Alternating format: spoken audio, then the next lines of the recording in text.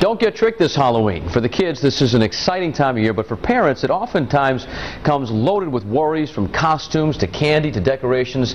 There are hidden hazards in all of the above. Susan Hogan joins us this morning with important information we could all learn from, as always. Susan providing that for us. Good morning. Good morning. All right, let's talk about some of the hazards we need to be aware of as we get close to Halloween. Well, first and foremost, masks. Yes. I had to snatch this away from my little Jack, my 7-year-old. He wanted to wear this mask, and masks generally are perfectly fine to wear, and they are fun and they're safe.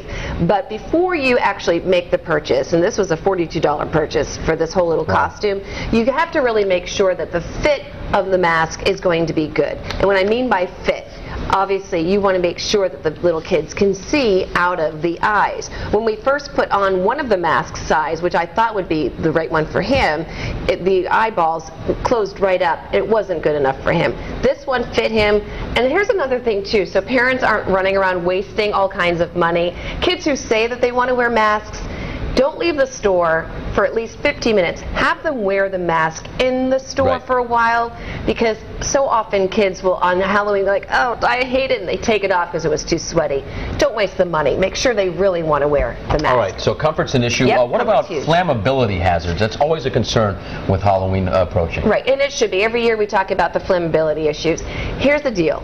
All Halloween costumes have to be flame resistant, just like you do for pajamas. Pajamas are flame resistant, so are Halloween costumes. You have to look for the label. If it says flame resistant, buy it. If it doesn't, don't. Okay, what about contact lenses that people like to buy, not just around Halloween, but especially around Halloween? They want to make their eyes look like vampires or like cats. Right. Well, what you may not know is that stores are not allowed to sell these lenses without a doctor's prescription, because they are considered medical devices and they're regulated by the FDA. And stores that sell them without a prescription are generally breaking the law. They're not a one-size-fits-all kind of category.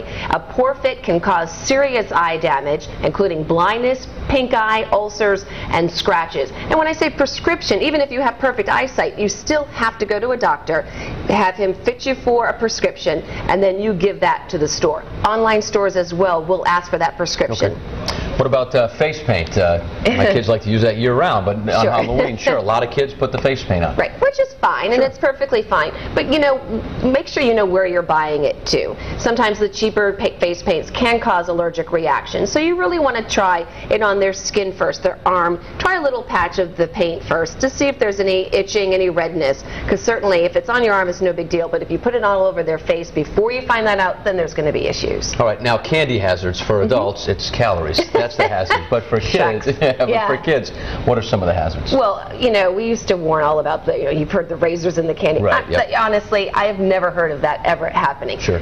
Really what the hazard is allergens. If your kids have allergic reactions to peanuts or whatever, you have to reiterate to them, don't open the candy while you're trick-or-treating. Wait till you get home, let mom and dad go through the pile and sort out what they know you're allergic to or not. Just make sure the kids realize that, because it's so tempting to grab candy as you're walking around. They have to remember that if they have allergic reactions. All right, mom and dad go through the pile so they can take out what they want. Right? Thank you, Susan. Great advice as always. For more of Susan's Halloween safety tips, just head to our website, foxprovidence.com.